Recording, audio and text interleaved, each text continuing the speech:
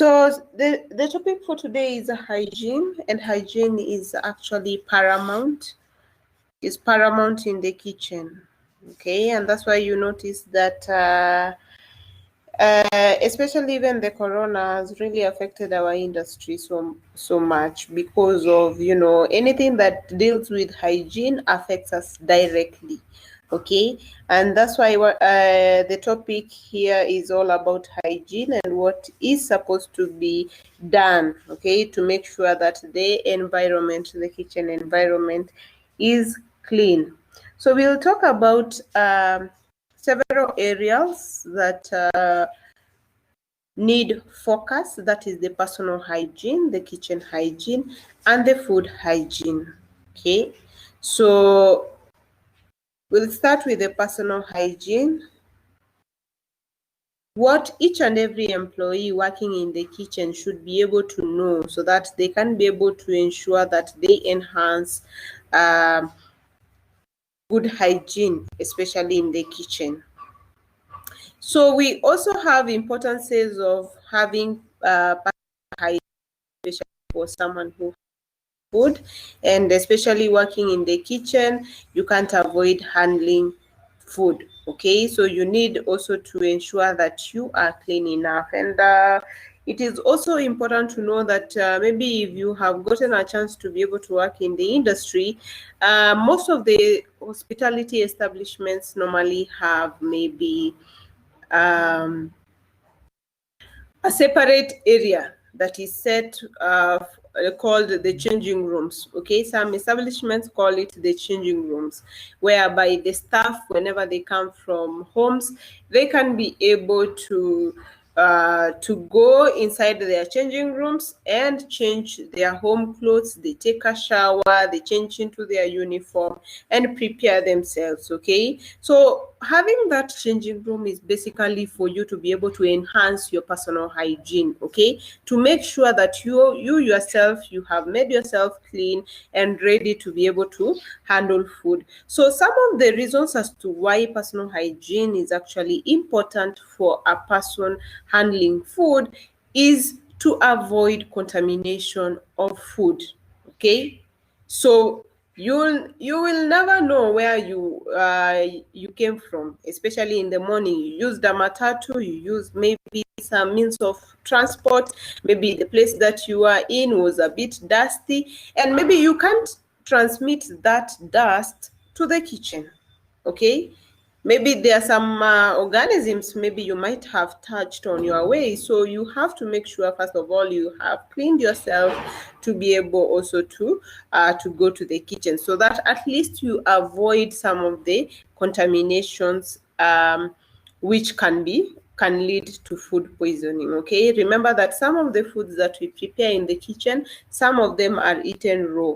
Okay, like for example the salads, the fruits, and so on. So if you are handling these fruits and you didn't take care of your personal hygiene, then definitely this will cause a problem to the guest who is going to consume that food. Another importance of personal hygiene is to avoid close infection from staff to staff. Okay, so you do not want, for example, you cannot avoid greeting your staff colleagues. Okay, when you have entered into the kitchen, you'll always want to greet them, to know, to contaminate the next person that you meet.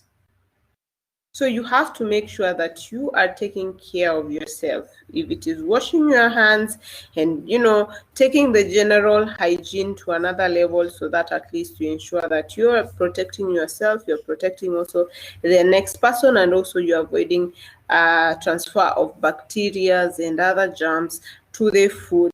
So it is actually important for you to be able to take a shower each and every day. Okay, if it is possible, taking a shower twice. And actually it is encouraged, especially if you are working in the kitchen, to be able to take a shower before going to the kitchen and after getting out of the kitchen. Okay, so just don't assume that, okay, you are okay, you showered in the morning, so definitely you are clean. Okay, so personally take your own initiative to make sure that you are actually clean. And also, at least even your cleanness, if for example even a guest is supposed even to walk into the restaurant, or for example maybe you are working in an open kitchen, okay, you should be able to give the confidence to the guest that even the food that is being produced is produced by a clean person. Okay, so you have to ensure that the taking care of yourself is paramount. Okay, and some of the things that need to be taken care of is especially in terms of the fingernails. The fingernails are supposed to be cut and kept clean. Okay, especially if you're working in the kitchen, there's no need of keeping fingernails. Okay, so you have to make sure that you cut them short, because our fingernails harbor germs. I don't know how many most of you have noted, even if you cut your nails, you try washing it. If you just check after maybe a few seconds, you'll notice that there's some dirt in them. Okay, so you do not want to risk uh, maybe contaminating the food maybe by your nails. So you'll see that it is mandatory. Even if you're working there, maybe the supervisors, if they're strict enough, they'll keep on checking your fingernails to know whether they are clean, cut and clean. So also this generally applies to the male employees and the female employees working there, but it is even a bit tougher for the female employees, because you are not supposed to apply nail polish. Okay, nail polish, nail varnish, so whatever name that they normally give to it, you are not supposed to apply it. Some say that there's good quality and bad quality, and if maybe you apply gel, but necessarily we do not allow application of nail polish, especially to the female employees who are working in the kitchen. Okay, so you'll never know when it chips off. Okay, so it might chip off and enter into the food, and definitely, and I guess might notice that there's some nail polish, and it will be a big problem. So, and also no wearing of rings. Okay, no wearing of rings in the kitchen, apart from a wedding ring. Okay, apart from a wedding ring, is very important for you to know that even watches, we do not allow watch in the kitchen. Neither do we allow any type of jewelry in the kitchen. It should not be worn. Okay, and that's why we have changing rooms for you to be able to place and even some establishments even give you lockers, and they give you the padlocks. Whatever you came with from home, you have to remove it, put it in your lockers, and start your work. Okay, so you have to make sure that all the jewelries, all the watches, and any other type of ring is removed. Okay, what is acceptable is only a plain wedding ring. Okay, that is what is acceptable worldwide. Okay, in terms of wearing of these rings. And also the hair should be washed at a regular basis. You have to make sure that you keep your hair clean, and also you cover your hair, and that's why we have the chef's hat. Okay, the chef's hat is there to be able to prevent the hair from dropping to your food. We know hair normally drops off. Okay, either you have tied it, naturally hair keeps on falling. Okay, so you can't say that your hair does not fall. Sometimes you comb and you notice that your hair is pulling off, and just to be on the safe side, you have to make sure that you have tied your hair at the back, and you have also worn a chef's hat. Some go further, even to wear even the net. Okay, there's a hair net that you have to wear first, and put a chef's hat later on. I don't know if you've noted, sometimes you buy food and you see some hair, or maybe at home even you make food and you see some pieces of hair. Actually, it is not interesting. Okay, so you can just imagine you're paying a lot of money to get a certain food, maybe in a very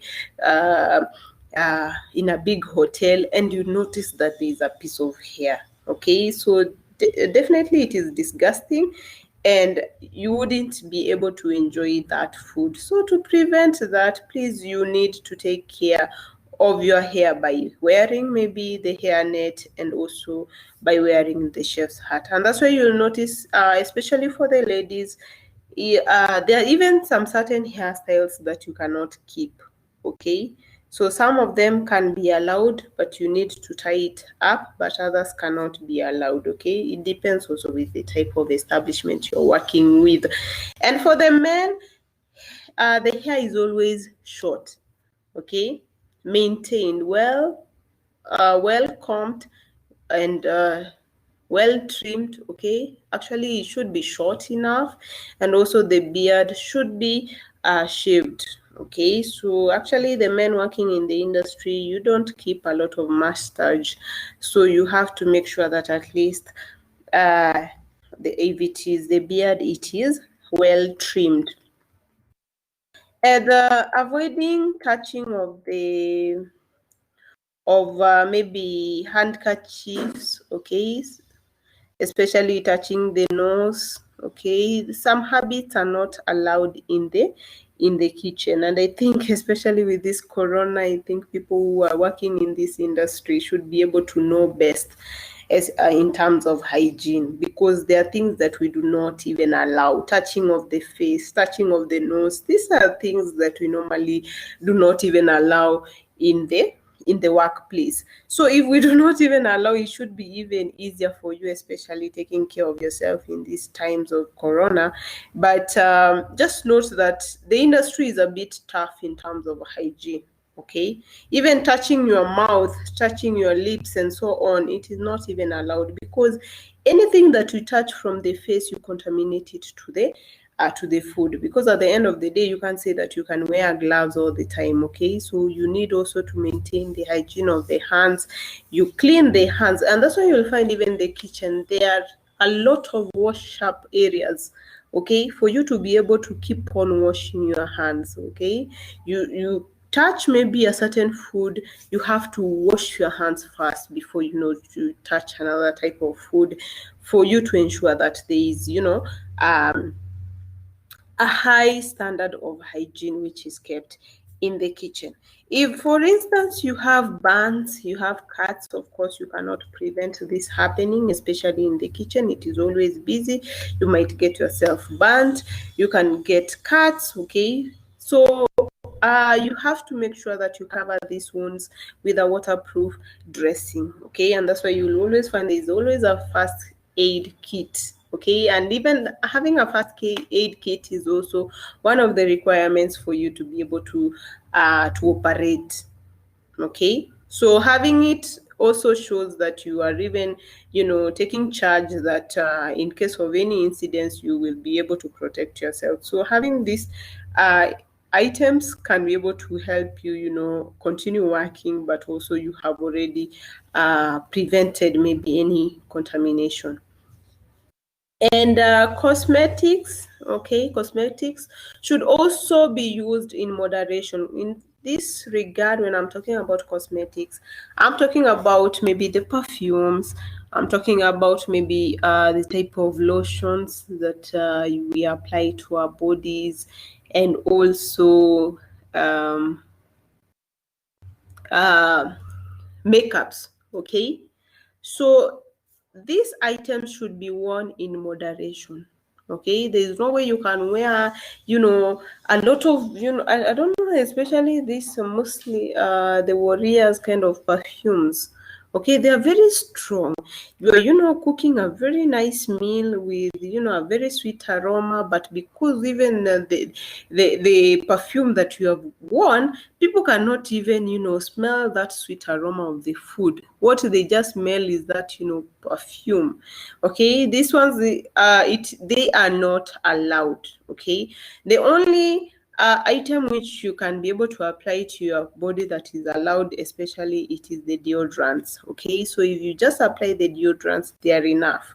You don't need to apply perfumes, especially in the kitchen, because you are not even getting in contact with the guest. Okay, so as long as you have controlled your sweating, that is enough. If you go home, then you can just apply your perfume after work. But working in the kitchen, please make sure that also you are sensitive to to doing your work professionally.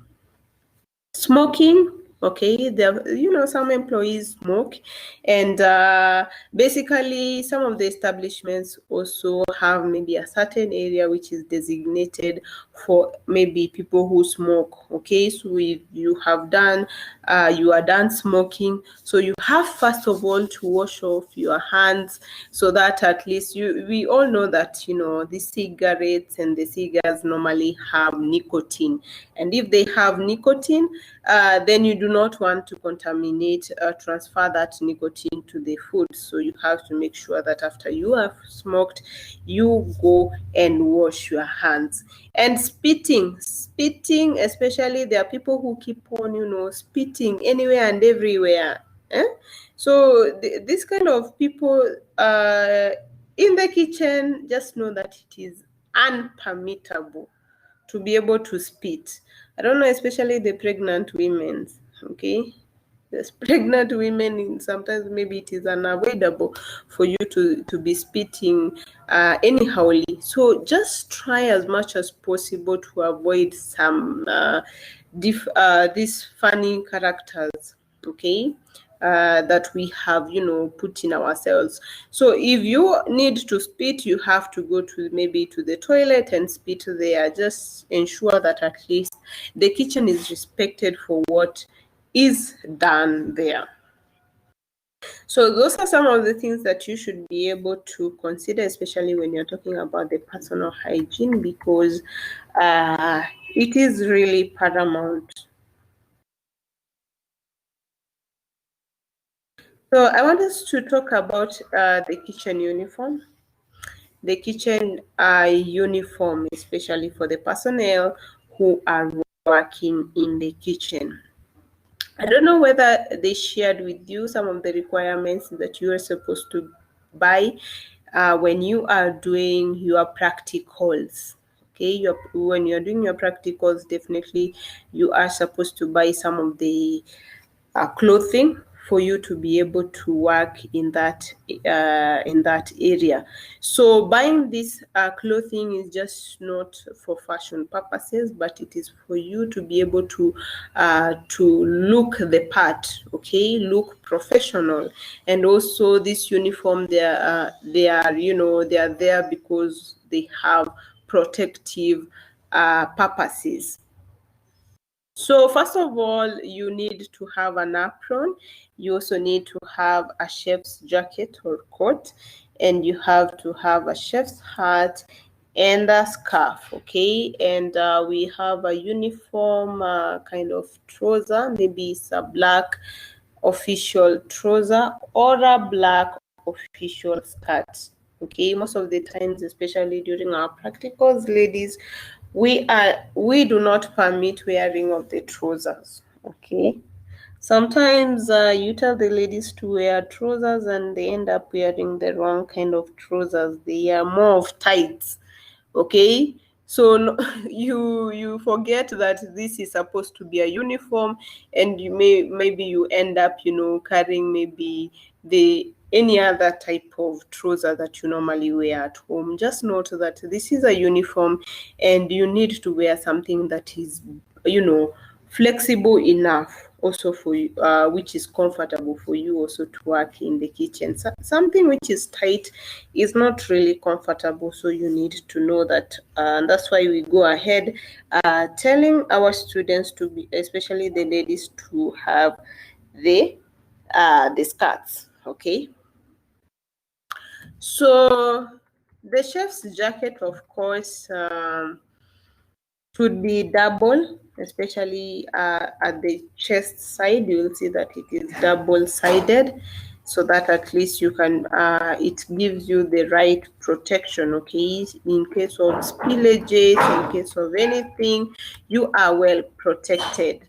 So, and you'll even notice that also the type of material that the chef's coat has, it is not, a light kind of material. It is not like silk.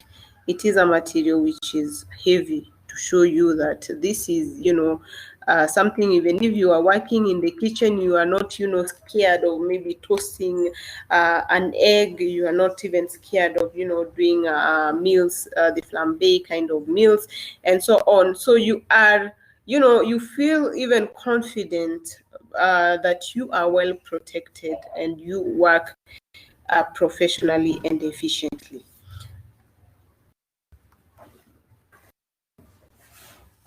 So I want us maybe to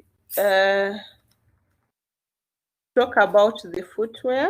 The footwear is also quite important, as much as we ignore it. Just it is actually important for you to note that we just don't allow any type of shoes in the kitchen. Just a minute.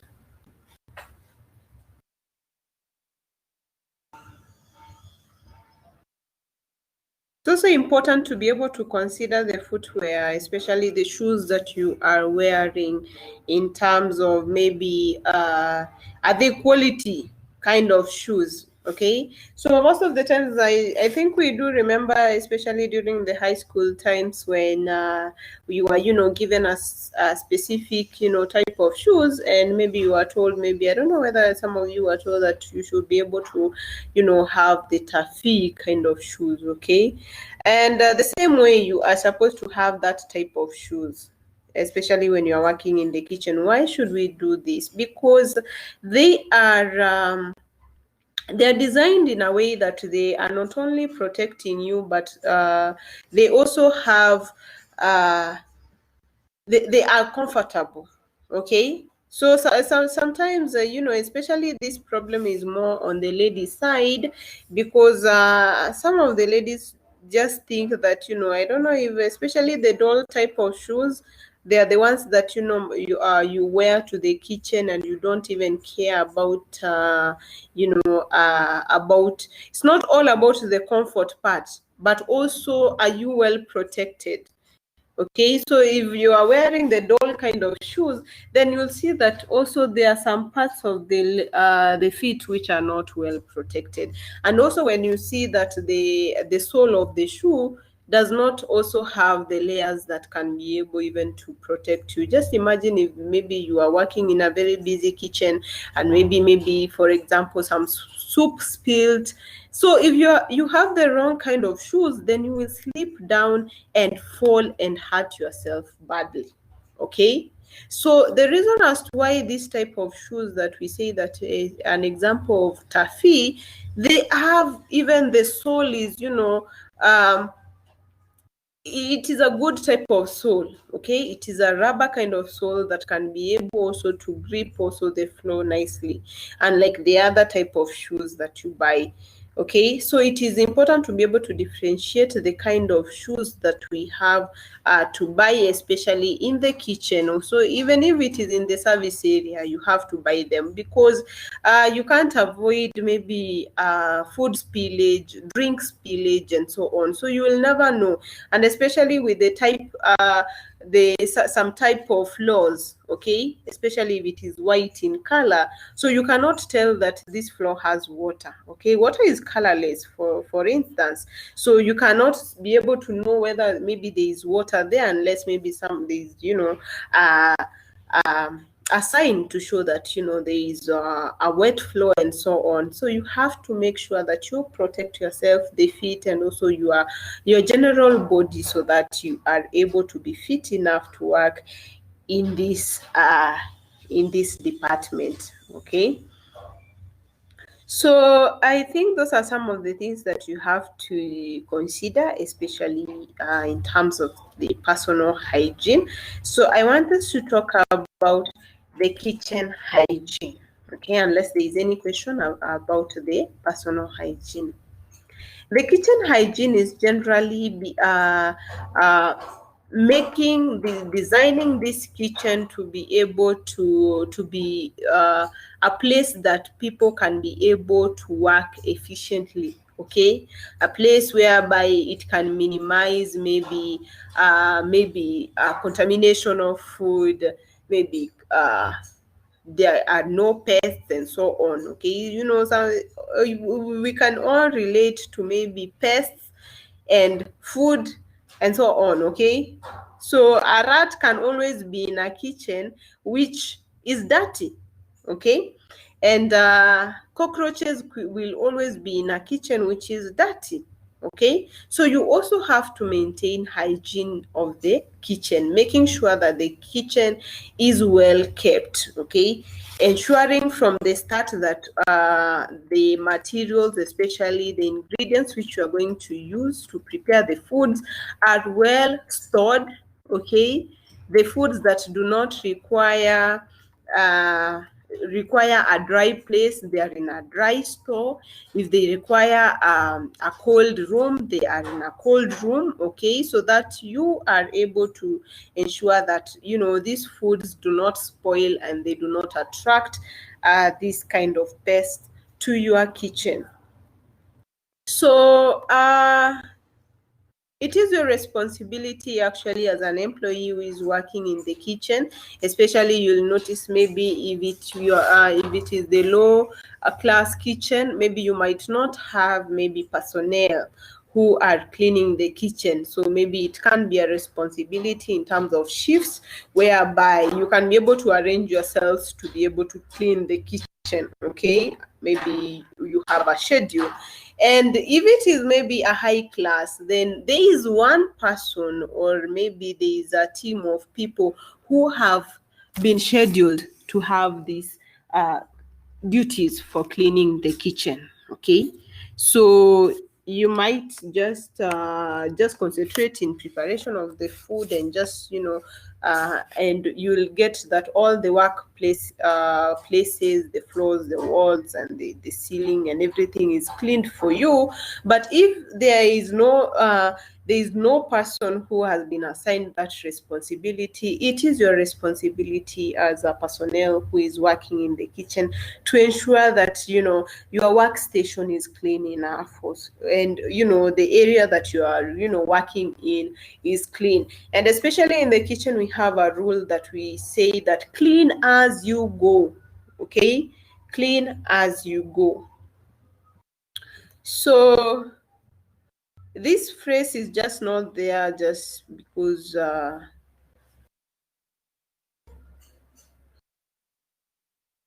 minute I write it for you, because it is quite important for you to be able to know that clean as you go, especially in the kitchen, is quite important.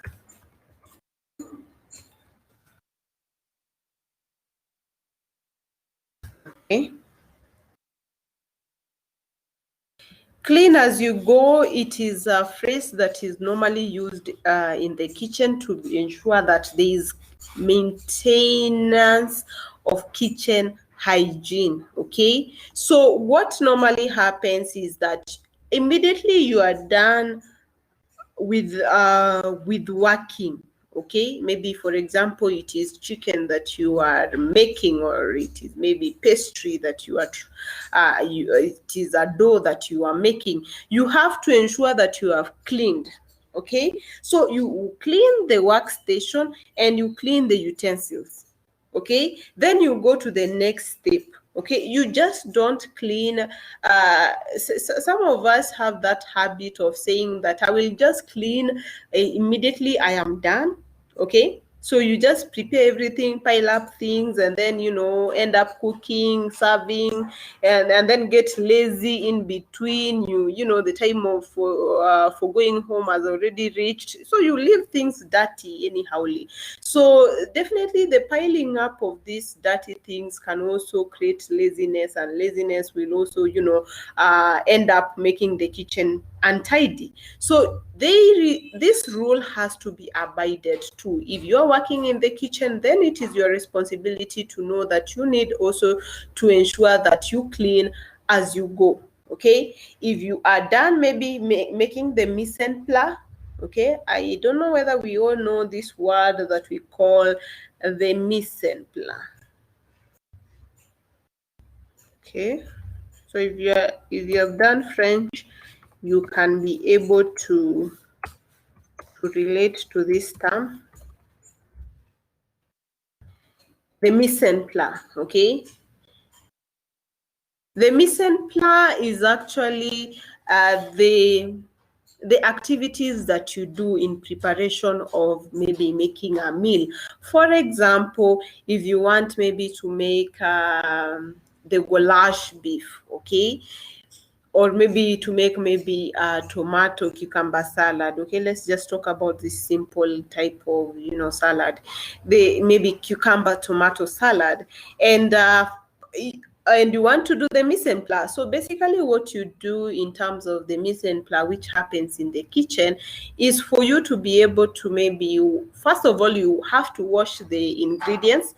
Like for example, you make sure that you wash the tomatoes well, you wash the cucumbers, and put them aside. Then take small bowls. Okay, you'll find that in the kitchen some equipments are just not there for decoration, but they have a purpose. Okay, so you take small bowls, cut the required type of pieces that you need to make the tomato cucumber salad, then place them in the small bowls.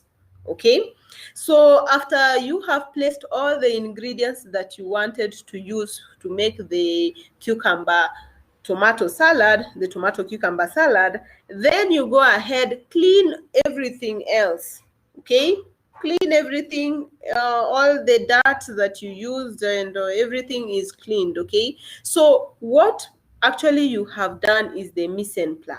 You have prepared those ingredients so that at the maybe after you have done everything else, you can be able to finish your product. Okay, so maybe you'll take a bigger bowl or a bigger platter and place your cucumber, okay, the design that you want, okay, maybe, and apply maybe a dressing, either it is a vinaigrette or so. Okay, then finish off your salad. Okay, so there is also a process that you have to follow. It is not all about putting these things together in a hurry, and but the difference as to someone who has also done maybe a certain course, it is also the procedure that you use. Okay, at the end of the day, people will be able to differentiate you from someone who has not done the course by the procedure. Okay, how you do your things, the process that you take. Okay, I don't know how many people have done an interview, and people you are even you end up even doing practicals inside of the interview. Okay, it's not all about what you know theoretically, but also practically. How can you be able to do it? And basically, people are not even interested on the end product. Maybe some of the employers are not interested at the end product. They are interested on how you are, the process. Okay, do you really understand the steps that are required for you? So if you do not know this kind of processes, that then you might find yourself losing even the job. Okay, because someone wants someone who is in order, someone who knows this is the way things are done, someone who does not need supervision. Okay, someone who can do things by themselves and yet still end up producing quality food at the end of the day. So it is quite important for you to be able to know that there are procedures that you have to follow, and these procedures at the end, they ensure that you have produced a high quality kind of food, and also you have maintained kitchen hygiene and so on. So there is a lot that goes on in these professional kitchens than what happens outside here. Okay, so a lot of things are normally considered. So the kitchen hygiene is quite important. First of all, you have to look at the floors, okay, and also if you are to continue.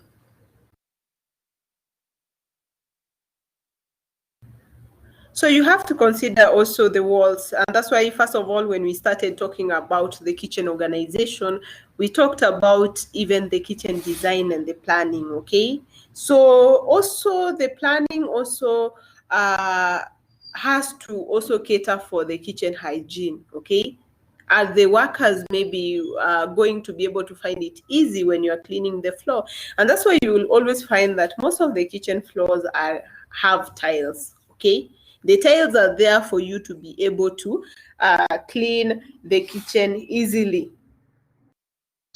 And the walls also, you'll find that the walls are not like the normal walls, and the walls also, they have to place the tiles. So you'll find that a good kitchen should have maybe the floors, they have, tiles.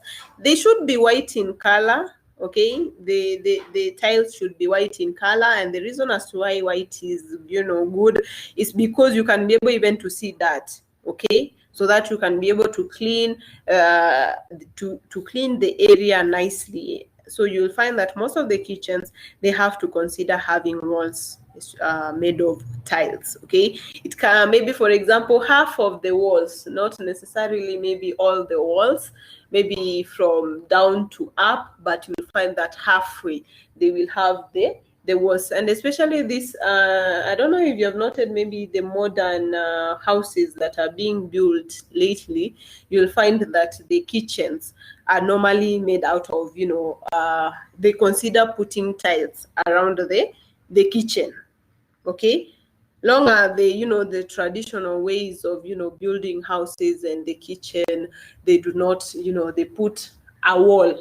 Okay, so you'll find that it is easier, especially when you are frying maybe your egg or maybe some stew, and you'll see that especially if you're using a shallow kind of pan, then the oil keeps on splashing. Okay, so if it splashes, then it splashes to the wall. Okay, for example, if you are if you are cooking, stoves are near the walls. Okay, so it will spill over the walls, and if it spills over the walls, if it is not a good type of wall that you can be able to clean easily, you can see that a lot of dirt will accumulate there. Okay, so it is also good to have the tiles, because you can be able to clean. Okay, so at the end of your cooking, you'll notice that, oh my goodness, the oil has already spilled on the walls, so you can be able to wipe it off clean. Okay, so the walls should be washable. Okay, and then consider the color. So especially the architects who are aware of this, they can be able even to advise the people who are making these structures and so on. And also, it is quite important for the kitchen to have these tiles. Okay, and also in terms of lighting, it is quite important to consider lighting, because we all know if there is no enough ventilation, there is no enough lighting and so on, the place becomes a bit damp. Okay, there's a certain smell that I don't know if you have walked into a room and you smell the dampness. Okay, So you have to consider, just imagine you have all these ingredients, the products you are supposed to even to produce good quality food, and the place is damn itself. It's, it has a bad smell. So you have to consider also, the ventilation. Is there enough ventilation so that at least also maybe if you're cooking, maybe a lot of food and there's fumes and so on, how are they, how are you going to channel these fumes to the, to the environment? Okay, so do you have an extractor for, to an extractor fan to keep, the place clean and well ventilated and so on? So you have also to ensure that, and that's the benefit of you as an employee being knowledgeable. Okay, as an employee being knowledgeable also on, how a good kitchen should look like. Okay, so you will not subject yourself to work in a place which is not also conducive for you. Okay, at the end of the day also your health is important. Okay, so you cannot continue consuming, okay, taking in all these fumes that that when you are preparing, rather than being taking care of your health. So, and also the kitchen equipments, you have to note they need to be well cleaned. Okay, and that's why I said that the clean as you go rule has to apply. Okay, in terms of the workstation. Okay, and also the equipment that you use, you have to wash them, dry them clean, and put them where they are supposed to be. Okay, at the end of the day you will have produced the food, the good quality food, and also have maintained the kitchen hygiene. Okay, and as you even hand over your shift, then at least you are handing in a shift which is well, the other person can just go straight to preparing what they're supposed to be preparing. It's not that you are handing over the shift, you're handing over even the duties of cleaning. So you can imagine the next person, if the shift starts from 3, the next person has to go start washing. They have already lost 1 hour before they start even preparing the meals that they're supposed to do. So you also have to work as a team and organize yourself. Make sure that each and every person knows their own responsibility. It does not hurt you to clean the equipment that you have used while cooking.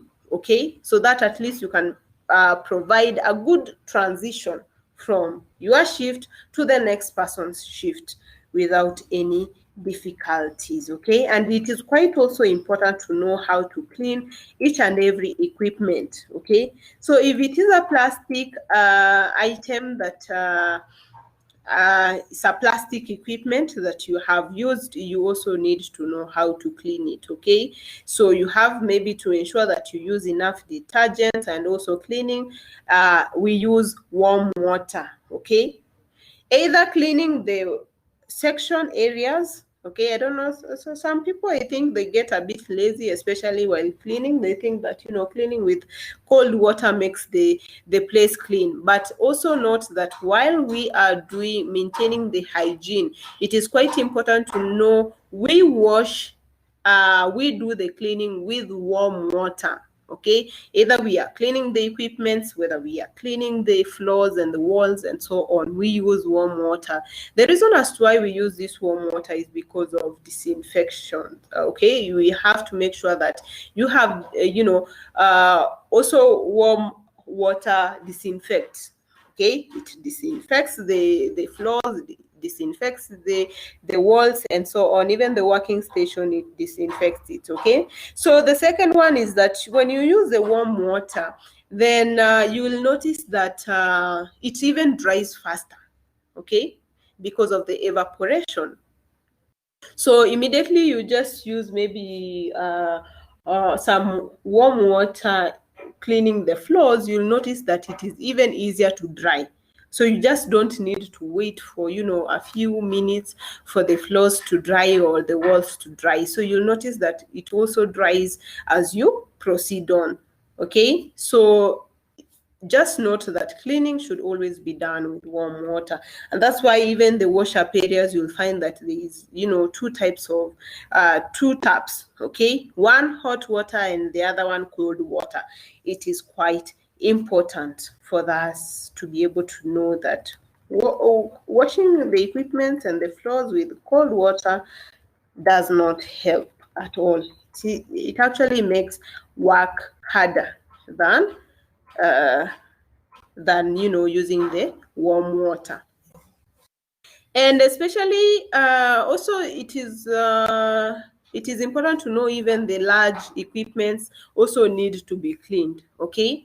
Especially the mincers that we use for making the mist, the mixers, okay, for making the doughs, especially for pastries and so on. So this equipment also need to be washed. Okay, it is not about using them and just leaving them like that, thinking that these equipments can also harbor germs. Okay, so you need also to clean them, and there is also a process in which you also use to be able to clean this type of equipment. First of all, note that you can't clean this equipment when still they are connected to the socket. You have to remove them from the socket. If they need to be you also need to use some vinegars to be able to wash them and so on. So you have to ensure that also these large electrical equipments are clean enough for you to be able to use them. Okay, just don't use an equipment without even caring whether it is clean or not. Just make sure that they are clean enough to be able to produce the good quality type of foods that are acceptable to the guests. So let's finish up with food hygiene. Food hygiene is actually paramount also, because if food is not safe to eat, then definitely it will cause food poisoning. And if food poisoning happens, then you'll end up being sued. Okay, you'll end up spending a lot of years in prison for attempted murder. Actually, food poisoning, we regard it to attempted murder, because definitely you can't produce food that is not safe for human consumption. Okay, so it will be assumed that you wanted to kill someone, okay, just because of your negligence. Then you end up maybe serving a lot of years in jail. I don't know whether you remember, there is a caterer who was providing food for some guests in Karen, and I think the guests complained about food poisoning. Okay, so how did she end up causing the food poisoning? Okay, so people will tend to think that this caterer wanted to attempted murder. Okay, attempted murder in terms of not taking all the precautions that are needed to ensure that food was safe for the consumption. Okay, so if you see that especially the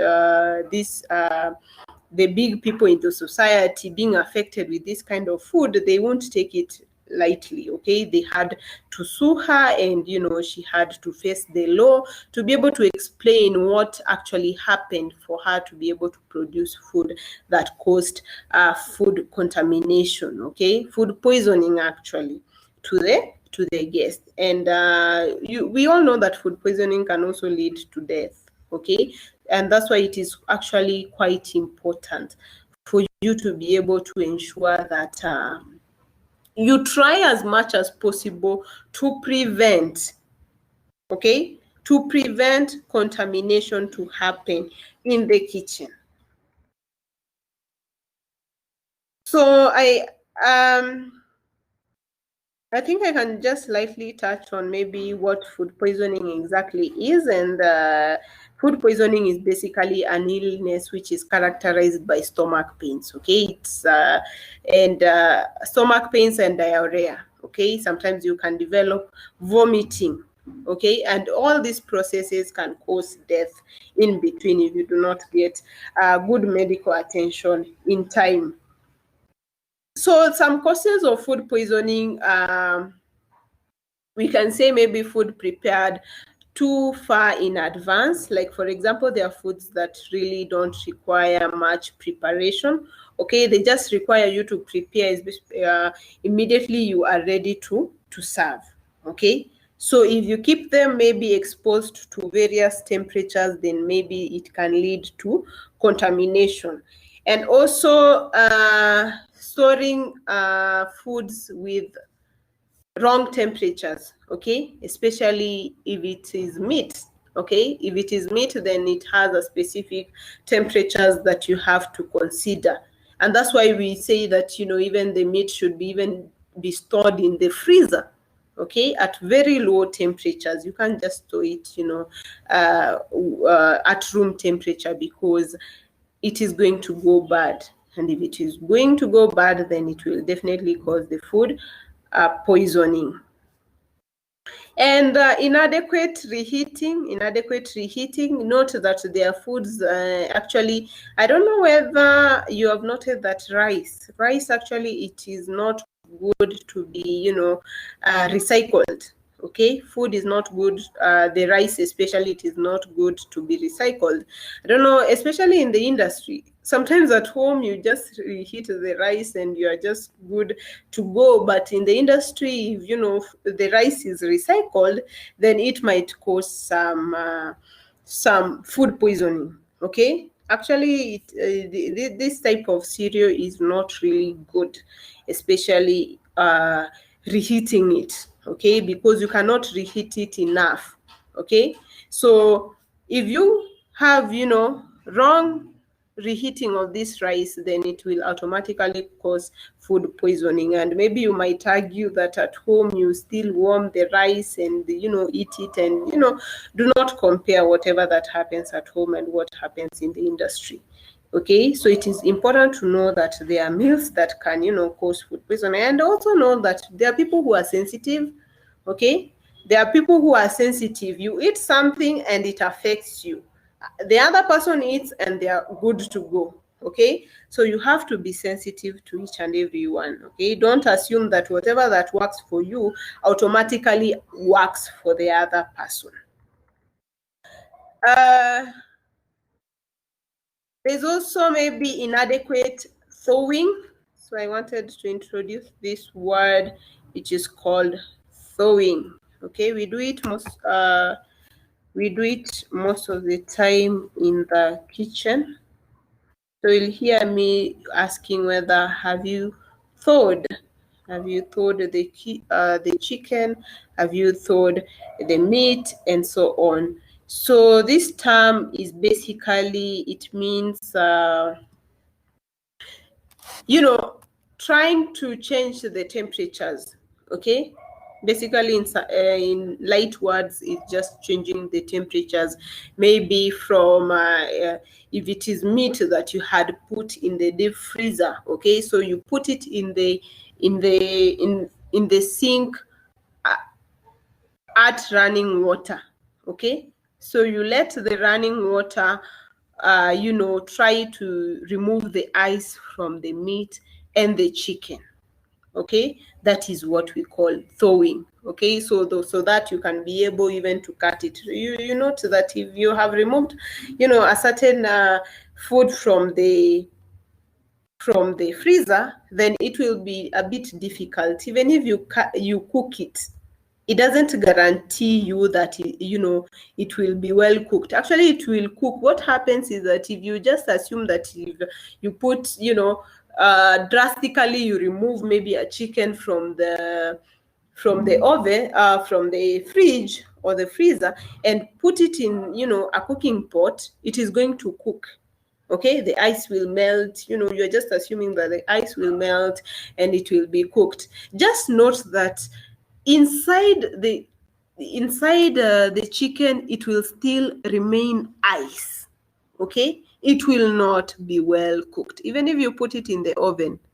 it doesn't guarantee you that, you know, it will cook until it is inside. Okay, so what you will see that the outer part, yes, it will melt the ice and it will cook brown nicely, but inside, immediately you cut inside, you'll notice that even the ice is still there. Okay, so you need to use the process which is called thawing to be able to ensure that the chicken has, you know, has removed all the ice, and you can be able to cook something until it cooks inside. Okay, so just don't use shortcuts. Try as much as possible not to use shortcuts, especially when preparing the food. Maybe, for example, you might find yourself, okay, you are the one who was supposed to be in the butcher section, and because you are late, okay, you are late, so you just want to do things so fast so that you do not get yourself into troubles with the, you know, with your supervisor and so on, so you end up doing things the wrong way. It is important for you to be able to note that you need to use the right process, okay, so that you ensure that you have prevented a lot of food poisoning that might be caused if the food does not use the right process to be able to change its temperatures and to ensure that it is ready for cooking. And also, food poisoning can be caused by infected food handlers. Okay, like for example, and that's why it is important to note that, especially if you're working in the kitchen, you'll note that you are required to have a medical certificate. Okay, that medical certificate is just not for a show. That medical certificate is to ensure that you are fit to work in the kitchen. Okay, so ensuring that you have maintained the standards that are needed for someone who works in the kitchen. And that's why some organizations go ahead even to cater for this, to cater for even the expenses in terms of getting the medical certificate. Okay, so some establishments can do it, especially monthly. Okay, so each and every month you have to go for checkups, or maybe after 2 months, or, you know, so it depends also with the establishments. And also note that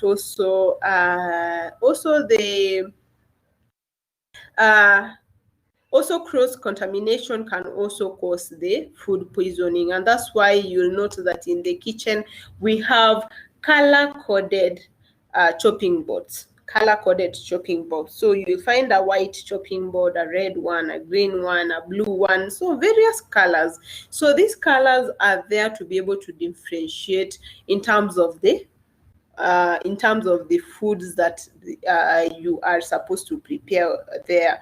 Okay, so for example, if it is maybe the fruits, or maybe the chicken, or maybe the fish, they might want to maybe use fish or white meat with the white chopping board.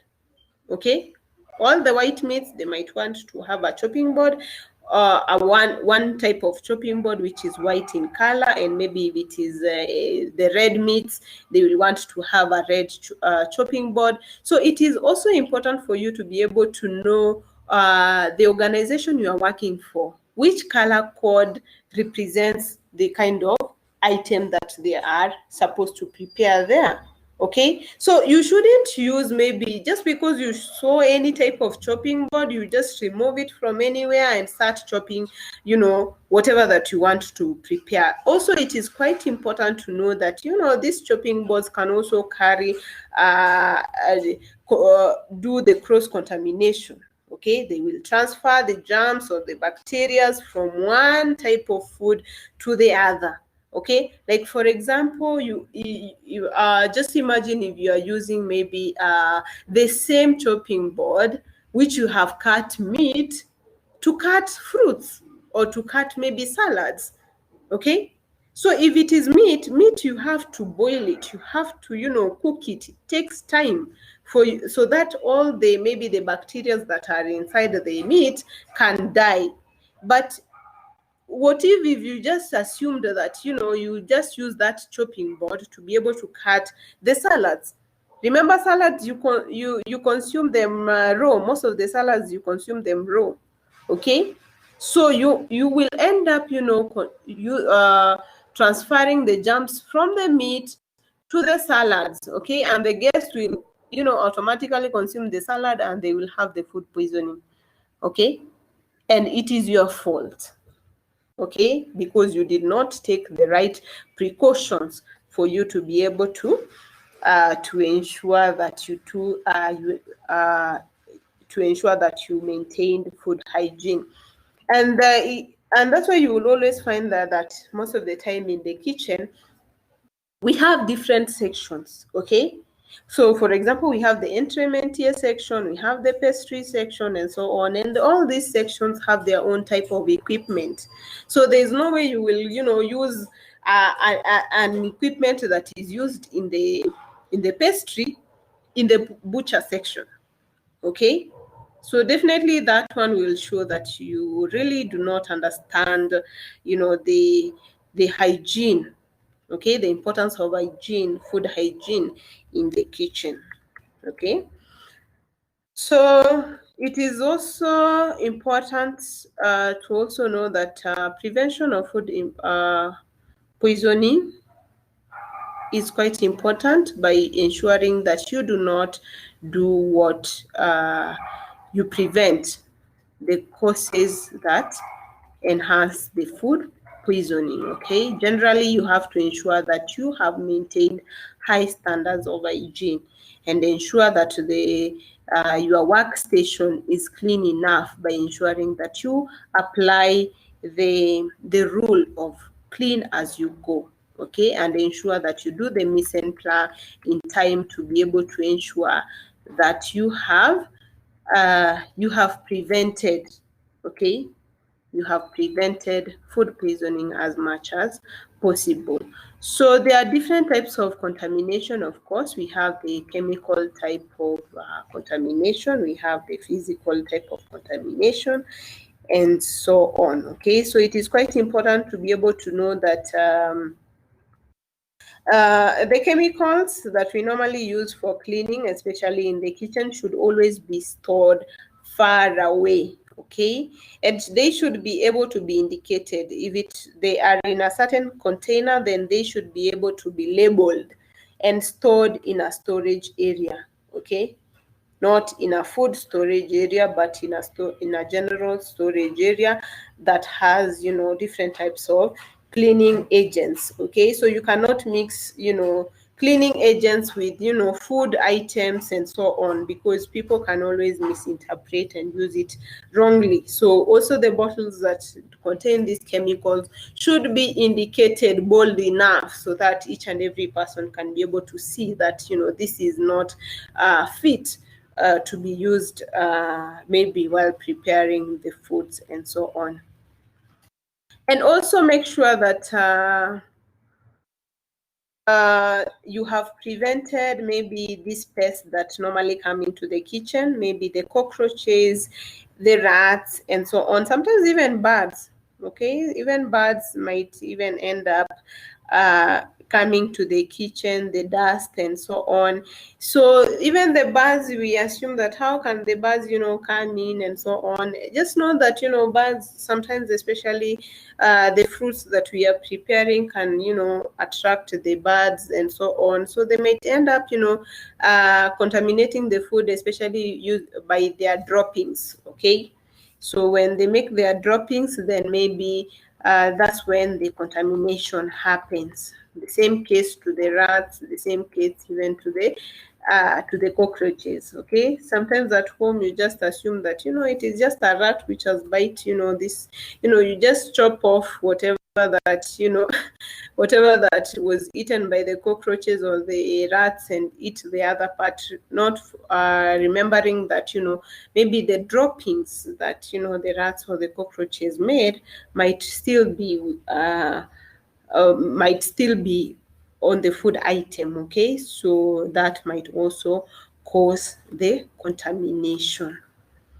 So I think we should wind up there unless there is any question.